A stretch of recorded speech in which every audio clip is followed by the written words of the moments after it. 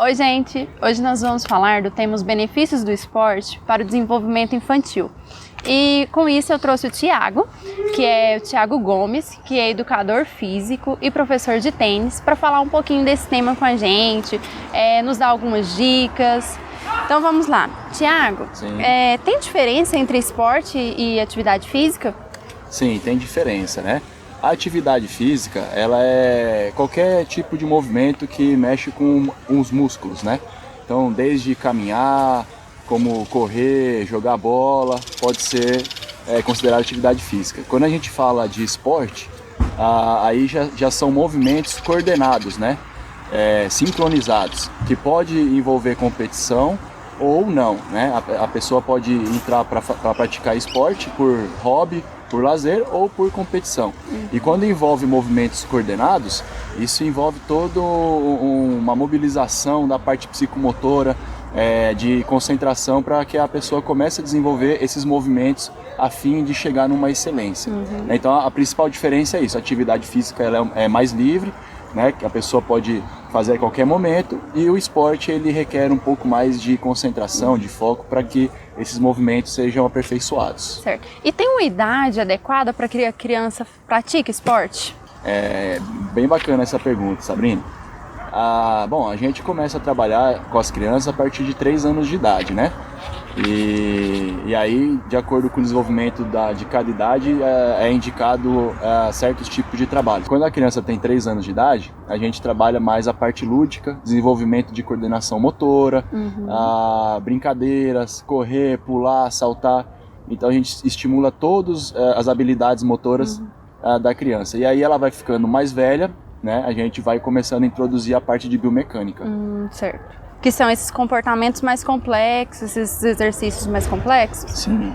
Cada ano que a criança passa, aí são introduzidos movimentos mais complexos, né? Então, a partir dos 7 anos de idade, a criança tem a maturação cerebral, a gente já consegue introduzir com mais a fundo a parte de biomecânica. Antes disso, é mais indicado a gente estar sempre trabalhando com brincadeiras, com atividades que a criança vai sentir prazer, né? Mesmo porque se você começar a trabalhar muito a parte de biomecânica quando a criança é muito nova, isso pode espantar ela do esporte, né?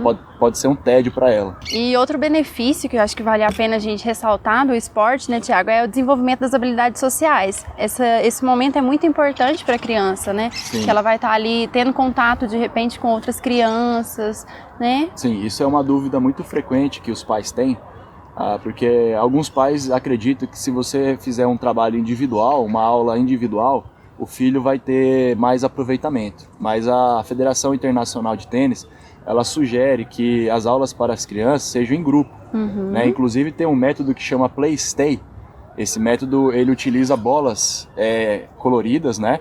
E cada bola ela tem uma pressurização diferente. Então temos as bolas verdes, a bola laranja e as bolas vermelhas.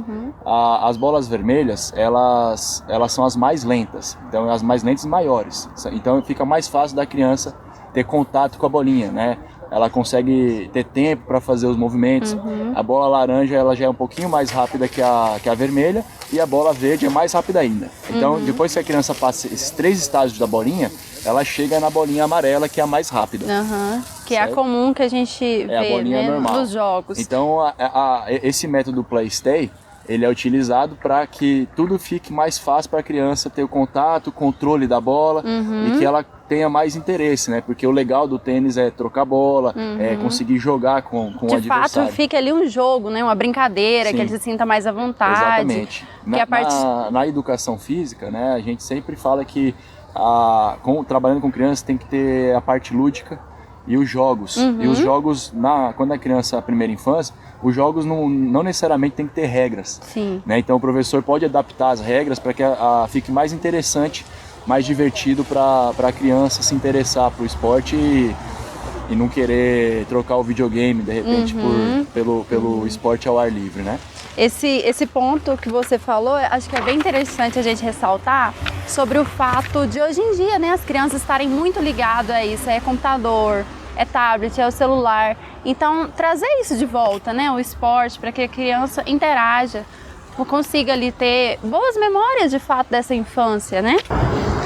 E Thiago, falando das habilidades emocionais que a criança desenvolve, acho importante a gente falar das frustrações, né? Sim. Um excelente momento, o jogo, ele é uma oportunidade bacana da gente trabalhar isso com as crianças, né? Que nem foi abordado no início, o esporte ele pode ser competitivo ou ele pode ser por lazer, né? Quando a gente entra na parte de competição, aí a gente tem que trabalhar realmente, preparar a criança para ela vencer, né? Então, assim, a vitória ela não vem por acaso. Você precisa estipular metas diárias, né, de evolução, e a cada jogo que a criança participa, ela ganhando ou perdendo, o professor tem que ter o tato de saber fazer as correções psicológicas, né? Saber fazer a criança achar motivação na derrota, fazer com que a derrota sirva para que a criança queira no dia seguinte voltar para a aula e melhorar os pontos que ela teve de deficiência e reverter aquela frustração em vontade de melhorar, né? Então eu acho que a parte principal da psicologia com a criança é fazer esse trabalho. E outro ponto também, né, Thiago, é esse desenvolvimento da autoestima, porque a criança, ela acredita nela mesma, né, que ela consegue, que ela é capaz, ela perdeu, ela conseguiu identificar ali e usar aquilo ali, como você disse, como recurso para se tornar melhor. Então isso é um ponto bem interessante também do esporte. Sim, é importante que o treinador e os pais, né, eles comecem a planejar junto com a criança a rotina diária da criança, né? Então, os horários de acordar, horário de comer, como se vestir para ir para o treinamento, chegar antes do treino. Então, todos esses aspectos, né, que a gente fala que são metas diárias, é muito importante os pais e os treinadores estabelecerem para que dessa forma, a cada checkpoint, que nós chamamos de checkpoint, que a criança consegue executar, são micro vitórias. Então, por exemplo, a criança conseguiu, junto com os pais, chegar 20 minutos antes do treino todo dia. Isso é um checkpoint de vitória, né? Então a criança conseguiu treinar 20 minutos antes de beber água, né? Então isso é um checkpoint de vitória. E dessa forma você começa a criar micro vitórias e faz com que a criança, a cada micro vitória, se sinta bem. E isso aumenta a autoestima. Que ela foi capaz, né? Ela conseguiu cumprir aquele... E é importante o pai e o professor frisar para o aluno. Por exemplo, olha, você conseguiu executar 30 minutos de aula sem parar. Parabéns, isso é um checkpoint de vitória. Dessa forma você vai criando confiança e se a criança não conseguir executar esses micro checkpoints, ela própria vai sentir que não conseguiu sair com vitória. Então ninguém consegue ter uma vitória, uma macro vitória, se não for por partes. Sim. Certo? E Thiago, você sempre foi atleta, né, esportista. Fala um pouquinho dessas lembranças que você tem da sua infância, como que era fazer esporte. Bom, eu nasci dentro da quadra de tênis praticamente, né? Minha mãe e meu pai, eles jogavam, então eu tive contato com o tênis no clube de campo, né, que meus pais eram sócios. E a partir dos 2 anos de idade eu já estava com raquete na mão. Comecei a fazer aula de tênis lá no clube mesmo, aos finais de semana, né, com o professor. Então as outras crianças iam brincar de pipa, de bola, e eu passava o fim de semana dentro do paredão, né, que é uma parede grande onde que a criança pode ficar batendo bola e ficar brincando com a sua destreza. Então a minha trajetória começou bem cedo. Aí a minha carga horária de treinamento foi aumentando.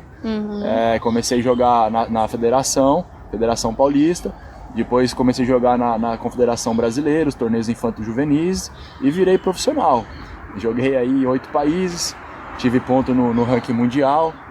Então, desde pequeno, parece que fui feito para ser treinador, jogador, e foi tudo acontecendo para que essa trajetória despontasse. Que bacana. Então, Thiago, obrigada por ter compartilhado esses Sabine. conhecimentos com a gente, e espero que tenham gostado. Isso aí.